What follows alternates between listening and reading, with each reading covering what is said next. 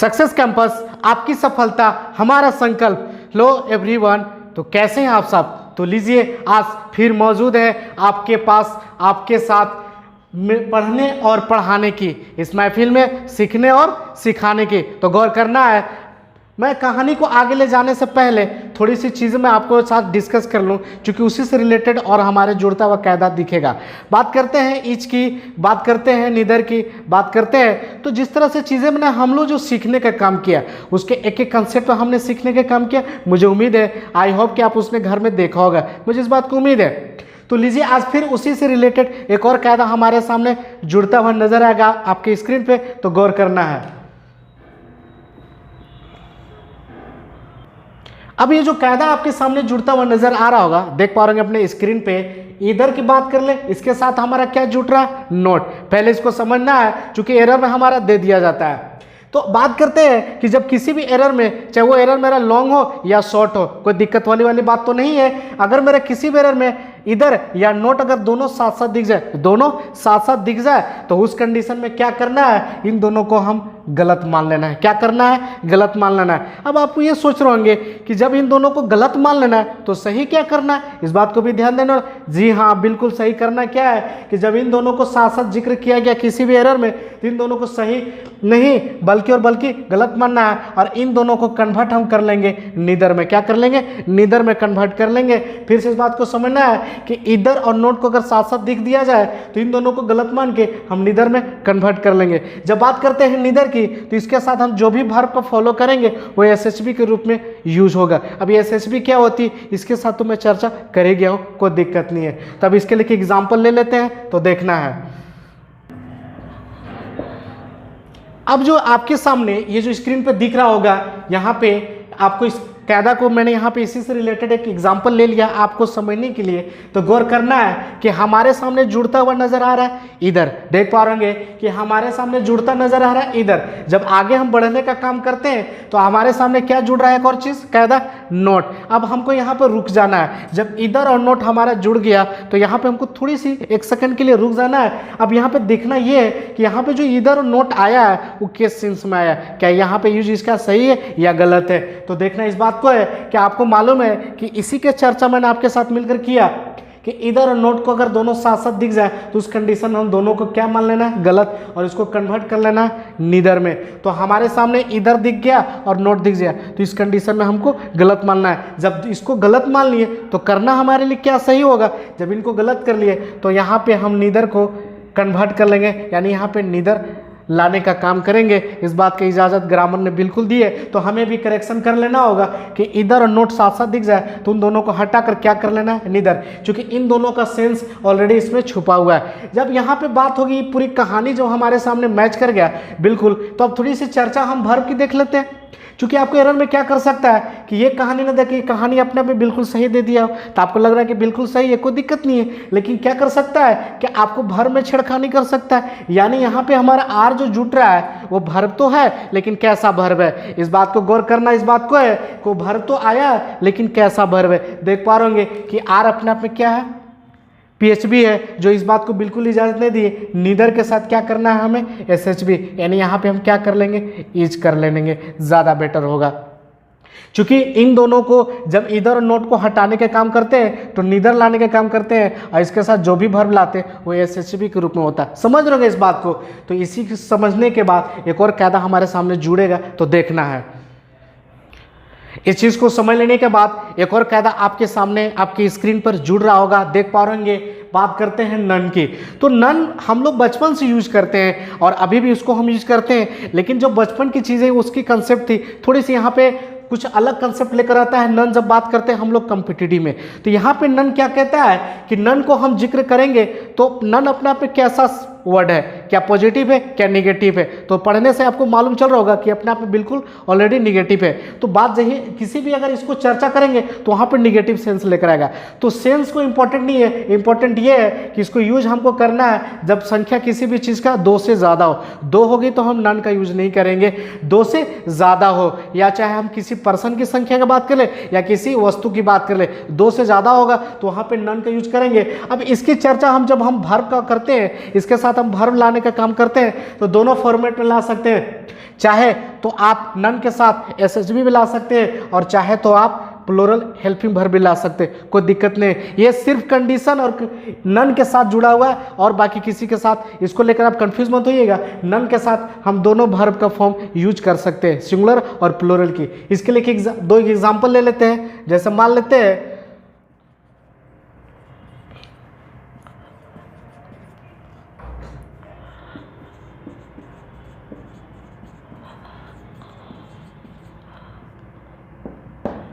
आप देख पा रहे हैं अपने स्क्रीन पे कि मैंने दो एग्जांपल लिया। तो नन तो हमारा आ चुका है, नन तो हमारा आ चुका है, लेकिन इसके साथ जो भी हम वर्ब का फॉलो कर रहे हैं, जो भी हम वर्ब का फॉलो कर रहे हैं वो यह हैज अपने आप पे क्या है, एसएचवी है। तो कोई दिक्कत नहीं है, कहानी हमारी कोई गड़बड़ नहीं हो रही है। नन के साथ हम एसएचवी ला सकते हैं और नन के साथ जब दूसरा एग्जाम्पल जुट रहा है तो क्या अपने आप में आया हुआ है, वर्ब का जिक्र करना चाहे तो पीएचवी के रूप में आया हुआ है। यानी अपने आप में भी बात बिल्कुल कोई दिक्कत नहीं है, अपने आप में बिल्कुल कहानी सही है। तो कोई कंफ्यूज नहीं होना है इस बात को लेकर। तो बढ़ते हैं, इस कैटेगरी को समझने के बाद एक और कायदा आपके सामने जुड़ता है तो देखना है इस चीज़ को।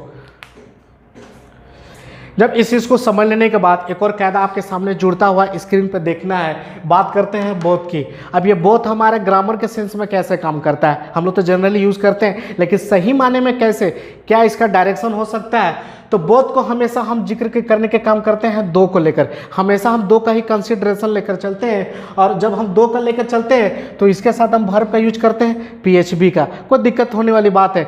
जब बोथ को हम दो के कंसेप्ट में लेकर चलते हैं तो वर्ब का लाने के काम करते हैं पीएचवी। लेकिन इसी से एक और कंसेप्ट हमारे सामने निकलता आता है कि जब अगर हम बोथ और नोट, गौर करना इस बात को है कि जब बोथ और नोट को साथ साथ हमारा एरर में दे दिया जाएगा तो करना क्या है। अब ध्यान देने वाली बात है कि इसको समझने के बाद एक कंसेप्ट वहीं से निकल कर आता है कि जब बोथ और नोट को हम दोनों साथ साथ यूज करते हैं तो क्या सही मानना है, जी नहीं, बोथ और नोट को सही बिल्कुल नहीं माना। अगर किसी भी एरर में बोथ और नोट साथ साथ दे दिया जाए तो दोनों को गलत मानना है। अब ये जो दोनों गलत मानना है तो सही क्या हो सकता है, बिल्कुल इस बात को गर्म करना है। तो सही हमको कर लेना है, यानी नीदर में इसको हम कन्वर्ट कर लेंगे। क्या कर लेंगे, नीदर में कन्वर्ट कर लेंगे। क्या सीखे हम अभी तक कि बोथ और नोट को साथ साथ अगर दे दिया जाए किसी एरर में तो दोनों को गलत मान लेना है और इसको हम नीदर में कन्वर्ट कर लेंगे। जब इसको नीदर में कन्वर्ट कर लेंगे तो आगे हम जो भी वर्ब का फॉलो करेंगे वो अपने आप पे क्या होगा, पीएचवी के होगा। क्या होगा, पीएचवी के रूप में यूज होगा। इस बात को आप समझ रहे होंगे। तो इसके लिए एक एग्जाम्पल ले लिया जाए, देखते हैं। अब इस चीज़ को मैंने जो कायदा आपके सामने पेश किया उसके लिए एक एग्जाम्पल लिए हैं आपके लिए, तो गौर करना है। पहला हमारे सामने पूरे एरर में क्या जुड़ रहा है, बोथ। जब हमारे सामने बोथ जुड़ गया तो आगे हम जब बढ़ने का काम करते हैं तो आगे जब जैसे बढ़ते हैं तो आगे हमारे सामने क्या जुड़ता हुआ दिख रहा होगा आपके एरर में, नोट। अब यहाँ पे जब नोट दिख गया तो अब यहाँ पे एक सेकंड के लिए रुक जाना है, रुक जाना है। अब गौर करना है कि जब बोथ और नोट आ गया तो क्या ये एरर को अपने आप में सही है या गलत है। बिल्कुल गलत है, क्योंकि हमें मालूम है कि इसकी चर्चा मैं अभी की थी कि बोथ और नोट को साथ साथ यूज नहीं किया जाता है। जब इन दोनों को गलत मान लेना है तो सही क्या हो सकता है, तो हम इस कंडीशन में इन दोनों को हटाकर हम नीदर में कन्वर्ट कर लेंगे। यानी क्या कर लेंगे, नीदर कहलाने बनाने का काम करेंगे। तो ये कहानी तो हमारे अपने में बिल्कुल सही हो गया, कोई दिक्कत नहीं है। लेकिन कुछ और चीज़ें हम देख लेते हैं कि नीदर के साथ वर्ब का फॉलो क्या हो रहा है, पीएचवी का। तो इस बात को भी गौर करना है, क्योंकि वहाँ पे ईदर की बात हो रही थी इसलिए वहाँ पे हम एसएचवी का लाए थे। लेकिन यहाँ पे क्या था कि बोथ और नोट को हम कन्वर्ट कर रहे हैं नीदर में।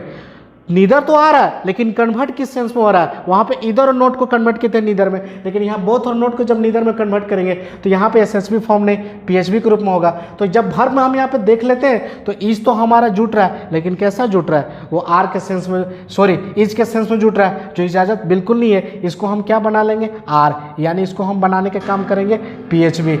क्यों, क्योंकि हमको बोथ और नोट साथ दिख गया तो इन दोनों को कन्वर्ट करते हैं नीदर में तो वर्ब भी हमारा बदल जाता है पीएचवी के रूप में। इस बात को बिल्कुल समझ रहे होंगे। तो मिलते हैं एक और कायदा से, देखना है यहाँ पे।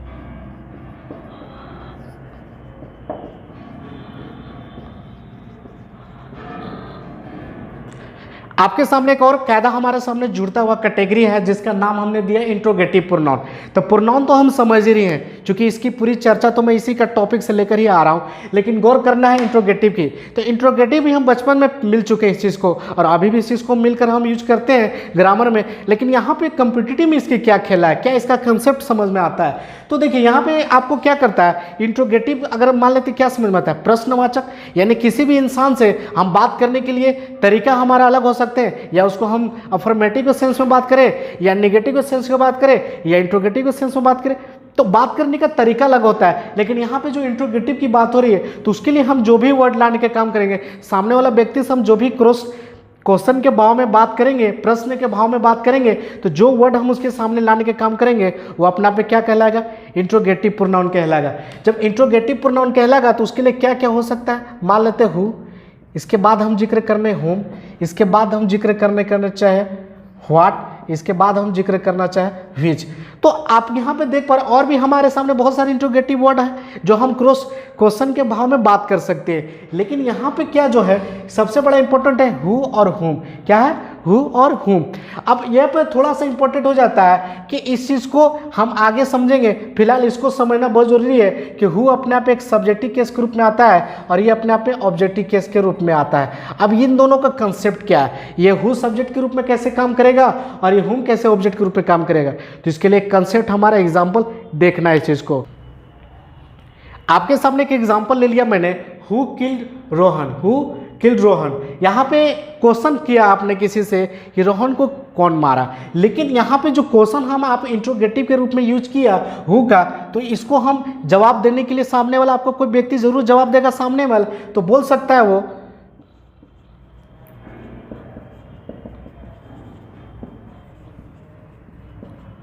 अब आपको जवाब मिल चुका है कि हु किल्ड रोहन, तो सोहन किल्ड रोहन।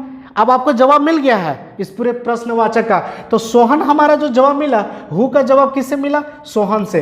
अब जो हु का जवाब सोहन से मिला, तो सोहन किस स्थान पर आया, इस बात को भी गौर करना है। सोहन का जवाब मिला लेकिन किस स्थान पर आया, ये सब्जेक्टिव केस के रूप में आया। जब हु का जवाब हमारा जवाब मिला सोहन से, लेकिन सोहन हमारा किस जगह पर आया, सब्जेक्टिव केस में। जब ये सब्जेक्टिव केस है तो इस कंडीशन हम इसको सब्जेक्टिव केस बोल सकते हैं, यानी इसको इंट्रोगेटिव प्रोनाउन में सब्जेक्ट के तौर पर बोल सकते हैं, कोई दिक्कत नहीं। क्योंकि इसकी जवाब हमें मिली तो सब्जेक्ट के स्थान पर मिली, कोई दिक्कत नहीं है। तो बढ़ने का काम करते हैं एक और कैटेगरी जिसको नाम दिया हमने दिया हुम। अब हुम कैसे हमारा ऑब्जेक्ट के तौर पे काम करता है, इस बात को ध्यान देने वाली बात है। अब बात करते हैं हुम की। हु की जब कैटेगरी समझ लिया तो हुम हमारा ऑब्जेक्ट के तौर पर कैसे काम करता है इंट्रोगेटिव के सेंस में, तो पढ़ने का काम करते हैं हुम डिड कृष्णा मैरी। ठीक है, कोई बात नहीं, कृष्णा किनसे शादी की। ठीक है, तो अब इसका जवाब हमने सामने वाला व्यक्ति आपको दिया कि कृष्णा मैरिड रुक्मणी, तो इसका आपको आंसर मिल चुका है कि शादी किनसे की, यानी इसका जवाब यहाँ हमें मिल चुका है। लेकिन ये जो रुक्मणी हमारा आया हुआ है वो किस जगह पर है, क्या सब्जेक्ट पर है कि ऑब्जेक्ट पे। जवाब तो मिला लेकिन किस सेंस में मिला, ऑब्जेक्ट के तौर पर। जब हमारा ऑब्जेक्ट के तौर पर जवाब मिलता है तो इसी के नजरिया से हम होम को हम ऑब्जेक्टिव केस बोल सकते हैं, कोई दिक्कत नहीं है। क्योंकि हमें जवाब कहाँ मिला, जवाब तो मिला लेकिन किस जगह पर मिला, ऑब्जेक्ट के तौर पे मिला, तो इसको हम ऑब्जेक्ट के रूप में बोल सकते हैं, कोई दिक्कत नहीं होने वाली है। बढ़ते हैं दो और चीज़ से तो देखना है। अब बात करते हैं व्हिच की।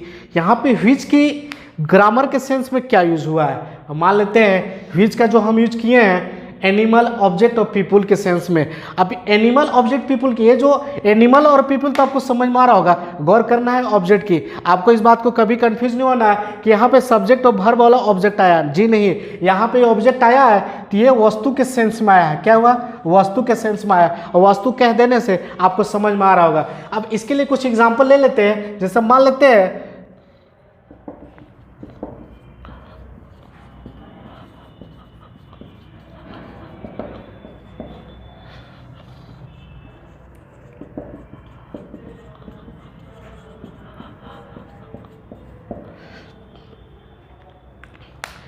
अब पहला एग्जाम्पल पे गौर करते हैं। जब आप किसी मेला में कहीं प्रदर्शनी में घूमने जाते हैं तो वहाँ पे आपको पता है कि प्रदर्शनी में अपने अपने कर्तव्य दिखाने के लिए अपने अपने चीज़ों को लेकर कोई अपना हाथी, कोई शेर या कुछ भी लेकर आता है। तो आप जब किसी एक झुंड की बात करते हैं एलिफेंट की, तो वहाँ पे मेला या किसी प्रदर्शनी में एक एलिफेंट की तो बात होगी नहीं, वहाँ पे बहुत सारी चीज़ होगी।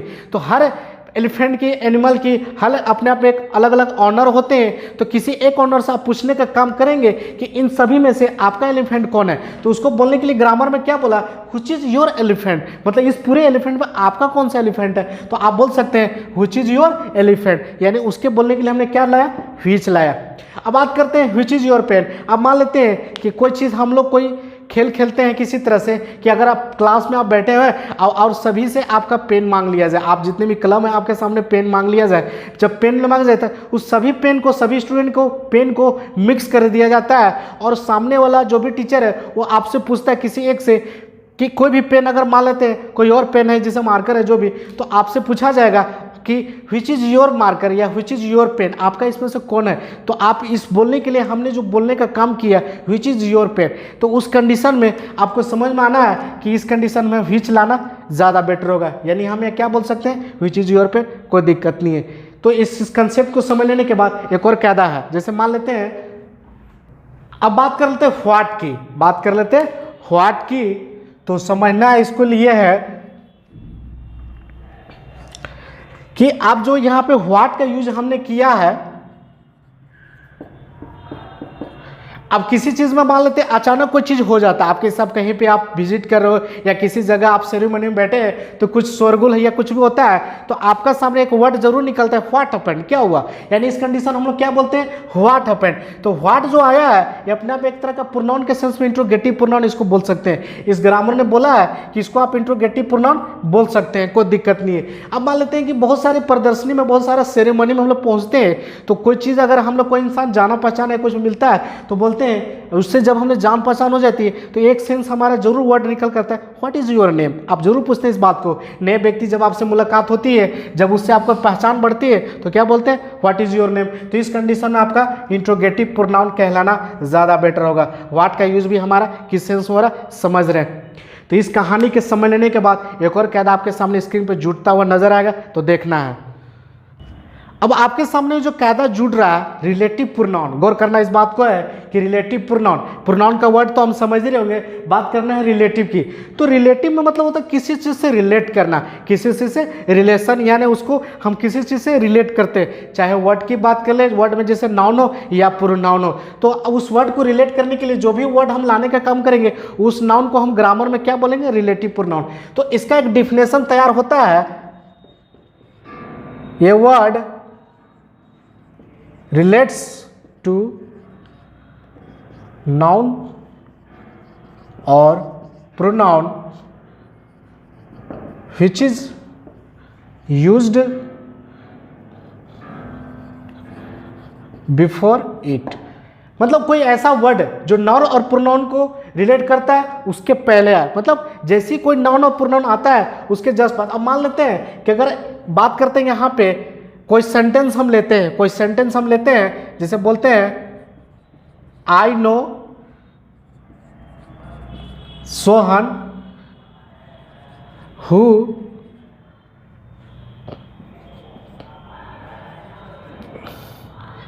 अब पूरे सेंटेंस को पढ़ने का प्रयास करते हैं, I know Sohan who come late. तो आपको मालूम है कि यहाँ से यहाँ हम इसको सेंटेंस वन बोल सकते हैं, क्या बोल सकते हैं, सेंटेंस वन बोल सकते हैं। इसके बाद जो हमारा जुट रहा है इसको हम सेंटेंस टू बोल सकते हैं, कोई परेशानी वाली बात नहीं है। बस सेंटेंस वन और सेंटेंस टू को जो रिलेट हम कर रहे हैं वो किससे रिलेट करने का काम करते हैं, हु से। यहाँ जो हु आया है इसको हम क्या बोलेंगे, रिलेटिव प्रोनाउन, क्या बोलेंगे, रिलेटिव प्रोनाउन, क्योंकि इस दो सेंटेंस को रिलेट कर रहा है। या इसको एक और नाम दे सकते हैं हम, रिलेटिव कंजक्शन, क्या बोल सकते हैं, रिलेटिव कंजक्शन, कोई दिक्कत नहीं है। अब रिलेटिव कंजक्शन या रिलेटिव प्रोनाउन में और भी क्या क्या चीज़ें हमारे लिए जोड़ने का वर्ड आते हैं उसको गौर करना है। अब रिलेटिव प्रोनाउन समझने के लिए जो वर्ड हम रिलेट करने के लिए लाएंगे ग्रामर के नज़रिया से, तो हमारे सामने दो वर्ड आता है, हु और हुम। तो यहाँ पे जो हु और हुम की बात कर ले, इन दोनों में क्या लड़ाई, क्या डिफरेंस है, क्या हो सकता है, इन दोनों में क्या कंसेप्ट निकल कर आता है। तो पहला हम जिक्र करने का काम किया, मान लेते हैं अब हु और हुम के लिए क्या कंसेप्ट कहता है, तो पहला कैटेगरी हमारे सामने जुड़ रहा है नेम ऑफ पर्सन, ठीक है। तो नेम ऑफ पर्सन के बाद हमारा जो हु जुड़ने का काम करता है, यानी इसके बाद तो आपको ध्यान देना है कि नेम ऑफ पर्सन और नेम ऑफ पर्सन दो चीज़ तो हमारा कॉमन मिल रहा है, लेकिन आगे हमें समझना क्या है कि हु और हुम में क्या डिफरेंस है, इसका यूज क्या करना है, क्योंकि दोनों का यूज तो हम उसके पहले करें, यानी इन हुन पहले के लिए हम नेम ऑफ पर्सन का यूज तो कर ही रहे, लेकिन दोनों में डिफरेंस क्या है कि हु हम तभी लाएंगे जब आगे चलकर हेल्पिंग वर्ब या मेन वर्ब का जिक्र किया गया, हु तभी हम लाएंगे नेम ऑफ पर्सन के बाद जब हमें हेल्पिंग वर्ब और मेन वर्ब का जिक्र किया गया। और मान लेते हैं कि हुम हम तभी लेंगे जब आगे चलकर कोई हेल्पिंग वर्ब मेन वर्ब ना हो बल्कि सब्जेक्ट का जिक्र किया हो, तो उस कंडीशन में हुम लाएंगे, और यहाँ पर अगर हेल्पिंग वर्ब मेन वर्ब का जिक्र हो तो हु लाने का काम करेंगे, कोई दिक्कत नहीं है। अब इसके लिए कुछ एग्जाम्पल ले लिया जाए तो समझना है। तो आप देख पा रहे होंगे पहला स्क्रीन पे एक एग्जाम्पल लिया आपके सामने, रोहन कोल्ड राखी। तो रोहन कोल्ड राखी को हम सेंटेंस 1 नाम दे सकते हैं, इसको दे सकते हैं सेंटेंस 1। इसके बाद हमारा जुड़ता हुआ नजर आ रहा है she had lost the books, तो इसको हम सेंटेंस 2 बोल सकते हैं। यानी ये सेंटेंस 1 सेंटेंस 2 को अब जो रिलेट करने का वर्ड हम लाएंगे क्या लाएंगे, जो कि चूंकि सेंटेंस 1 और सेंटेंस 2 को रिलेट करना है हमको, तो क्या लाएंगे, क्या हु लाना सही होगा कि हुम लाना सही होगा। तो आप देख पा रहे होंगे कि सी जो आया है इसको हटाने के लिए कोई वर्ड हम प्रोनाउन के सेंस में लाएंगे, रिलेटिव प्रोनाउन, तो यहाँ पे हम क्या लाए, हु लाए कि हुम लाए। तो देख पा रहे होंगे कि अभी इसके बाद हमको क्या जिक्र किया गया, भर्ब का। क्या जिक्र किया, भर्ब का। तो आप समझ रहे होंगे कि जब हमारे यहाँ भर्ब मिल गया तो जाहिर सी बात है कि इसके पहले हम क्या लाएंगे, हु लाएंगे। क्यों, क्योंकि इसके बाद हमें भर्ब का जिक्र किया गया, तो इस कंडीशन में हम हु का जिक्र करेंगे। यानी ये जो हु आया हुआ है वो किसके लिए आया, राखी के लिए, क्योंकि राखी के लिए यहाँ पे सी आया हुआ था। तो इसी को रिलेट करने के लिए यहाँ पे सी हटाने का काम करेंगे रिलेटिव में, और उसको लिए नया वर्ड लाने का काम करते हु। और हु हम क्यों लाए, क्योंकि यहाँ पे इसके बाद तुरंत क्या जुड़ता हुआ नजर आ रहा था, भर्ब। यहाँ पे अगर भर्ब न जगह कोई सब्जेक्ट होता तो हुम लाते, यानी जिसका भी एक और नजरिया भी मिलेगा आपके सामने एग्जाम्पल के तौर पर, तो देखना है। और कायदा आपके सामने जुड़ता हुआ नजर आ रहा होगा इसी एग्जाम्पल के तौर पर, तो पढ़ने का प्रयास करते हैं। Marlowe was a dramatist the British appreciated for doctor Faustus. तो आपको मालूम है कि ड्रामेटिस्ट अपने आप में क्या है, नेम ऑफ पर्सन है। क्या है, नेम ऑफ पर्सन है। जिस तरह वहाँ पे राखी हमारा आया हुआ था वो भी एक नेम ऑफ पर्सन था। अब इसके बाद हमको हु लाएंगे कि हुम लाएंगे, ये सबसे बड़ा इंपॉर्टेंट रोल हो जाता है। तो यहाँ पे जैसे देखना है कि नेम ऑफ पर्सन के बाद हु हमको रखना है या हुम रखना है, लेकिन यहाँ पे हमारा क्या जुट रहा है, भर्ब ने जुट रहा है। क्या दिख रहा है, ब्रिटिश। तो ब्रिटिश अपने आप एक तरह के क्या है, इसको सब्जेक्ट मान सकते हैं ब्रिटिश, इसको भर्ब बोल नहीं सकते, क्योंकि उसके जस्ट तुरंत बात चेक करना है। आगे भर्ब का जिक्र किया गया ये बड़ी बात नहीं है, बस तुरंत देखना है कि पहला क्या आया, तो हमारा सब्जेक्ट जुट रहा है, तो यहाँ पे हम क्या लाएंगे, होम लाने का जिक्र करेंगे। क्या लाएंगे, हूं ना कहकर होम लाने का जिक्र। देखो रहे अपनी स्क्रीन पे क्यों होम आया, क्योंकि इसके बाद भर्ब ना यहाँ पे क्या जुट रहा है, सब्जेक्ट जुट रहा है। इस कंडीशन में हम क्या लाएंगे, होम लाएंगे। अब इस कंडीशन को समझ लेने के बाद मुझे उम्मीद है कि आप बहुत बेहतर तरीके से सीखने और सिखाने का आपने काम किया होगा मिलकर हमारे साथ, तो कोई दिक्कत होने वाली नहीं है। इस चीज़ को आज जितने जिस टॉपिक मैंने आपके साथ लेकर किया प्रोनाउन का, बहुत बेहतर तरीके से हम लोग सीखने का काम किया। तो इस कहानी को, ये पूरी प्रोनाउन की यहाँ पे कहानी खत्म होती है आपके साथ मिलकर। लेकिन कोई भी आपको कोई दिक्कत हो, कोई चीज़, तो आप हमें ज़रूर बताइएगा। जब चूँकि जितने भी टॉपिक, जितनी भी आपकी कंसेप्ट थी, यहाँ से अब आपका अच्छे अच्छे लेवल का क्वेश्चन मिलना शुरू हो जाएगा। मुझे उम्मीद है इस चीज़ को आप इसको घर में देखें और अच्छे से रिवाइज करें।